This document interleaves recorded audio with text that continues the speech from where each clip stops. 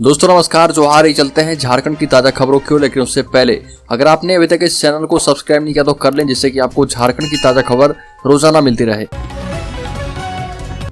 पहली और बड़ी खबर, टाटा मोटर्स में अस्थायी होने वाले कर्मचारियों की सूची जारी की गई। टाटा मोटर्स के 197 अस्थायी कर्मियों को प्रबंधन और यूनियन ने दीपावली के पूर्व तोहफा दिया है। बोनस समझौते में बनी सहमति के आधार पर प्रबंधन ने टाटा मोटर्स वर्कर्स यूनियन की पहल पर अस्थायीकरण के लिए 201 में से 197 अस्थायी कर्मियों की सूची जारी कर दी है, जिन्हें की अस्थायी किया जाएगा। अगली खबर, बोकारो एयरपोर्ट को लेकर पीएमओ को पत्र लिखेंगे विधायक बिरंची नारायण। आपको बता दें कि बोकारो एयरपोर्ट से हवाई उड़ान शुरू होने में देरी को लेकर विधायक बिरंची नारायण ने बोकारो इस्पात प्रबंधन पर गुस्सा जताया है और कहा कि वह पीएमओ को पत्र भेजकर बोकारो एयरपोर्ट के हालात से प्रधानमंत्री को अवगत करवाएंगे। साथ ही ये भी कहा कि छठ पर्व के बाद खुद जाकर ज्योतिरादित्य सिंधिया से मिलेंगे और यहाँ की वास्तु स्थिति की जानकारी देते हुए बोकारो एयरपोर्ट को जल्द से जल्द शुरू करने की गुजारिश की जाएगी। अगली खबर, बंजर जमीनों पर लगाए जाएंगे 100 फलदार पौधे, छोटे किसानों को रोजगार, कुपोषण, पलायन से मिलेगी राहत। जलवायु परिवर्तन पर सबसे बुरा असर खेती पर पड़ रहा और इसको देखते हुए झारखंड सरकार अब आगे आई है। किसानों की आय को दोगुना करने और गरीब परिवारों की सहायता के लिए झारखंड में बिरसा हरित ग्राम योजना चलाई जा रही है।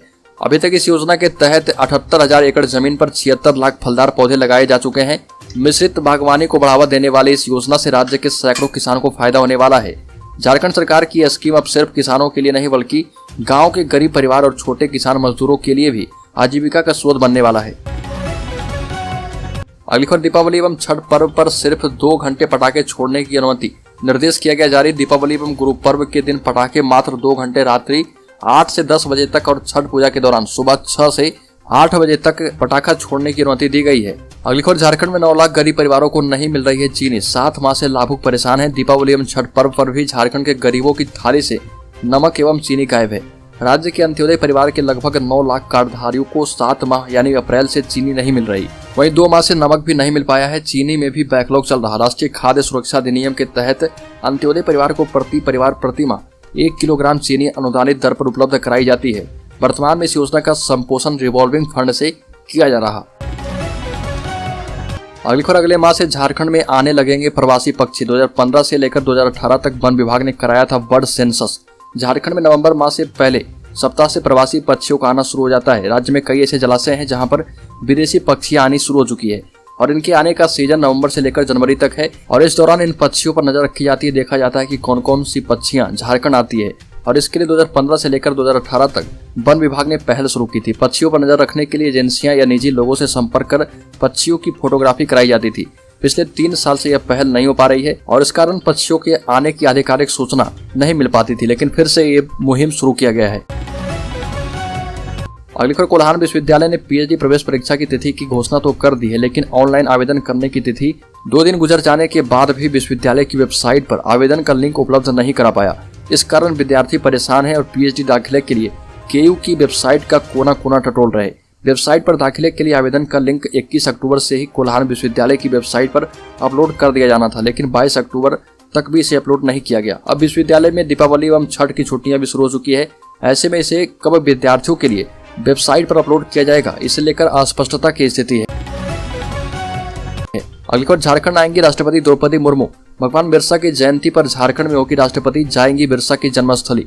भगवान बिरसा मुंडा की जयंती पर 15 नवंबर को राष्ट्रपति द्रौपदी मुर्मू खूंटी के उलिहातू आएंगी और यहाँ पर वो भगवान बिरसा मुंडा को श्रद्धांजलि अर्पित करेंगी और सभा को संबोधित करेंगी। झारखंड की राज्यपाल रहते हुए द्रौपदी मुर्मू एक बार फिर से उलिहातू आ चुकी है। आपको बता दें कि उलिहातू भगवान बिरसा मुंडा की जन्मस्थली है। द्रौपदी मुर्मू खूंटी आने वाली पहली राष्ट्रपति होगी। 22 साल पहले इसी दिन झारखंड राज्य का गठन हुआ था और इस दिन को केंद्र ने पिछले वर्ष आदिवासी दिवस भी घोषित किया है। राष्ट्रपति के आगमन को लेकर प्रशासन ने तैयारियां शुरू कर दी है। डीसी शशि रंजन, एसपी अमन कुमार उलिहातू पहुंचकर तैयारियों का जायजा ले चुके हैं। अगली खबर, झारखंड राज्य सहकारी बैंक की पहले सीएनटी जमीन पर भी मिलेगा ऋण। झारखंड राज्य सहकारी बैंक ने अपने ग्राहकों के लिए अच्छी पहल की है। बैंक की ओर से अब सीएनटी जमीन पर भी ऋण मिल पाएगा। यह ऋण अधिकतम 20 लाख रुपए तक मिलेगा। यह ऋण वैसे शिक्षकों को दिया जा रहा है जो कि एसटी या एससी कैटेगरी में है, साथ ही उनकी सैलरी बैंक में जा रही है। खास बात यह है कि ऋण को 1 से 2 दिनों के अंदर मंजूर किया जा रहा। यह नहीं, लोन के पूर्व भुगतान पर कोई चार्ज भी नहीं लिया जाएगा। हालांकि पूर्व भुगतान पर कई बैंक चार्ज लेते हैं। बैंक के अधिकारियों ने कहा है कि यह ऋण अन्य एससी या एसटी कैटेगरी को भी सीएनटी जमीन पर मिलेगा। हालांकि ऐसे ग्राहकों से 100% सिक्योरिटी ली जाएगी, मतलब यह है कि जितना उन्हें ऋण दिया जा रहा उतनी राशि की सिक्योरिटी ली जाएगी। सिक्योरिटी के रूप में एफडी, LIC, किसान विकास पत्र आदि लिया जाएगा।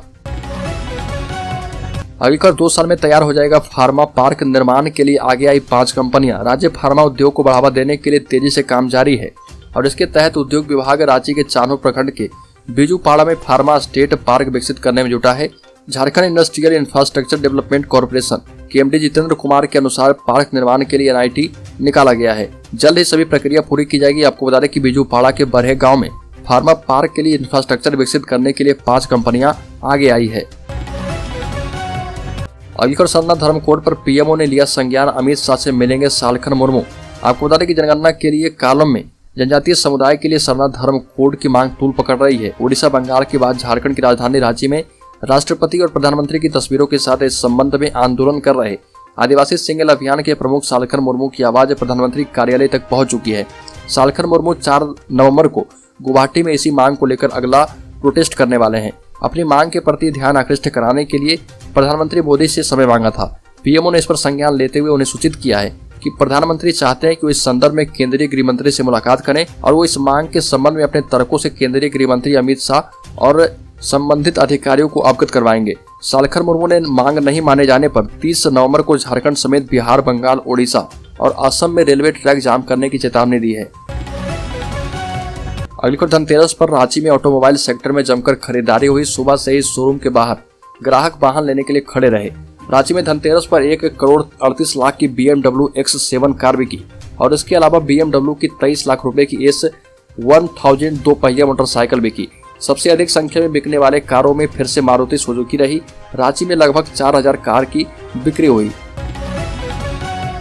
अगली खबर, सॉफ्टवेयर इंजीनियर से दुष्कर्म मामले में पुलिस अब तक खाली हाथ। SIT का गठन कर दिया गया है। चाईबासा में आदिवासी युवती के साथ 10 लोगों के द्वारा सामूहिक दुष्कर्म के बारे में चाईबासा SP आशुतोष शेखर ने SIT का गठन किया है। इस टीम का नेतृत्व चाईबासा DSP दिलीप खलको एवं जगन्नाथपुर DSP इकुड़ डुंगडुंग कर रहे।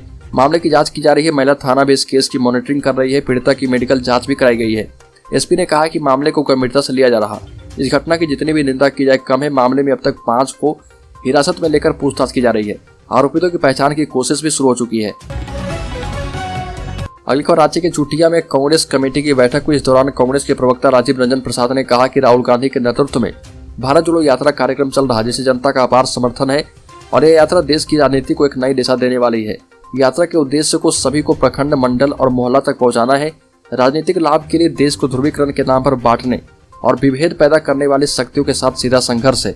महानगर अध्यक्ष संजय पांडे ने कहा कि महिला शक्ति को अधिक से अधिक सम्मान के साथ जोड़ने का सभी सदस्य प्रयास करें। प्रखंड अध्यक्ष मनोज कुमार ने सभी सदस्यों को दीपावली, भैया दूज, चित्रगुप्त पूजा, छठ महापर्व की शुभकामना देते हुए कहा कि पूजा पर्व के समापन के उपरांत हम सभी को पार्टी संगठन को मजबूती प्रदान करना है। अगली बार करीबियों के दबोचे जाने से सरकार की हवा हुई टाइट। झारखंड में 60 गांठ के नए खुलासे।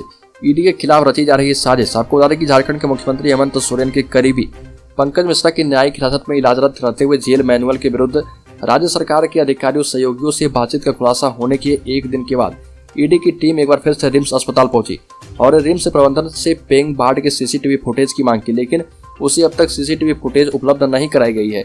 रिम्स रांची के अधीक्षक डॉक्टर हिंद्रेंद्र बिरुआ का कहना है कि प्रवर्तन निदेशालय ईडी ने CCTV फुटेज के लिए आग्रह भेजा है, इस पर विचार किया जा रहा। ईडी को अब तक CCTV फुटेज उपलब्ध नहीं कराई गई है। ईडी ने पंकज मिश्रा के रिम्स में भर्ती होने के बाद से अब तक CCTV फुटेज मांगा है। बताया जा रहा है कि उक्त फुटेज में पूर्व में भी बातचीत होने की पुष्टि होने पर पंकज मिश्रा एवं उसके सहयोगियों की मुश्किलें बढ़ेगी। अगली खबर, पूरा देश त्योहार में डूबा है। पटाखों के शोर और रोशनी से आसमान जगमग है और इस जश्न के बीच सतर्कता जरूरी है। झारखंड के कई बड़े शहरों का प्रदूषण इतने खतरनाक स्तर पर पहुंच गया है कि देश के प्रदूषण का आंकड़ा भी उसके सामने बौना लगने लगा। प्रदूषण आपकी उम्र कम कर रहा। सांस और फेफड़े से जुड़ी झारखंड में कई खतरनाक बीमारियां इस प्रदूषण के माध्यम से झारखंड के लोगों के शरीर में पहुंच रही है। अगली खबर, जमशेदपुर में पुलिस के व्यवहार से तंग आकर एक दंपति ने आत्महत्या कर ली। पति पत्नी इंसाफ मांगने थाने पहुंचे थे और उनके साथ दुर्व्यवहार हुआ। न्याय की उम्मीद में थाने पहुंचे पति पत्नी ने निराश होकर आत्महत्या कर ली। घटना जमशेदपुर की है। आदित्यपुर थाना अंतर्गत MIG कॉलोनी निवासी मुकेश अग्रवाल और उसकी पत्नी बीना अग्रवाल ने घर लौटकर आत्महत्या कर ली। सूत्रों के मुताबिक पुलिस ने दंपति को धमकी दी थी और मारपीट भी की गई थी। पुलिस समझौते करने का दबाव बना रही थी। इनकार करने पर पुलिस ने दंपति के साथ मारपीट की, जिससे निराश होकर दोनों ने आत्महत्या कर ली। अगली खबर, हेमंत सोरेन के खास पंकज मिश्रा जेल जाएंगे या रिमांड पर, ये बड़ा फैसला होना बाकी है। पंकज मिश्रा ने बड़े बड़े नेताओं का नाम उगल दिया है। टेंडर विवाद मामले में मनी लॉन्ड्रिंग के तहत अनुसंधान कर रही ईडी की टीम ने मुख्यमंत्री हेमंत सोरेन के बरहेट विधानसभा क्षेत्र के विधायक प्रतिनिधि पंकज मिश्रा से रिमांड पर पूछताछ जारी रखी है। पंकज मिश्रा को ईडी की विशेष अदालत ने 6 दिनों की रिमांड पर लेने संबंधित अनुमति दी थी और कोर्ट तय करेगा कि पंकज मिश्रा जेल भेजे जाएंगे या फिर ईडी की रिमांड पर आएंगे। पूरी संभावना है कि पंकज मिश्रा की रिमांड अवधि बढ़ेगी। इन्फोर्समेंट डिपार्टमेंट को अब तक की छानबीन में इस बात की जानकारी मिल चुकी है कि राजनेताओं एवं नौकरशाहों तक अवैध खनन का पैसा पहुंचता था। दस्तावेजों के आधार पर पूछताछ में पंकज मिश्रा कई बार ईडी के सामने असहज हो चुके हैं। ईडी सूत्रों की माने तो पंकज मिश्रा ने काले धन के निवेश के संबंध में ईडी को कई अहम जानकारियां दे दी है, जिसके आधार पर आगे की कार्रवाइयां हो सकती है। अगली खबर, राष्ट्रपति चुनाव में झारखंड में कांग्रेस विधायकों की क्रॉस वोटिंग के बाद प्रदेश नेतृत्व जहां सकते में है, वहीं उन विधायकों पर लगातार नजर रखी जा रही जो उछल कूद कर सकते हैं। पूर्व में भी ऐसे विधायकों ने प्रयास किया था। कांग्रेस आलाकमान की हिदायत मिलने के बाद प्रदेश नेतृत्व इस दिशा में सक्रिय है। राष्ट्रपति चुनाव में पार्टी लाइन से अलग जाकर कांग्रेस के कम से कम 9 विधायकों ने क्रॉस वोटिंग की। यह संख्या प्रदेश नेतृत्व को चिंता में डाल रही। कांग्रेस को डर लग रहा कि ऐसे में विधायकों के मन बदलने का असर राज्य में सत्तारूढ़ गठबंधन पर पड़ सकता है। अगली खबर, आरएसएस की 3 महत्वपूर्ण बैठकों में से एक अखिल भारतीय कार्यकारी मंडल की बैठक इस बार उत्तर प्रदेश के प्रयागराज में होगी। 16 से 19 अक्टूबर तक होने वाली इस बैठक में आरएसएस के सर संघचालक डॉक्टर मोहन भागवत, सर कार्यवाह दत्तात्रेय होसवाले, सभी सह कार्यवाहक सहित संघ के सभी अखिल भारतीय अधिकारी शामिल होंगे।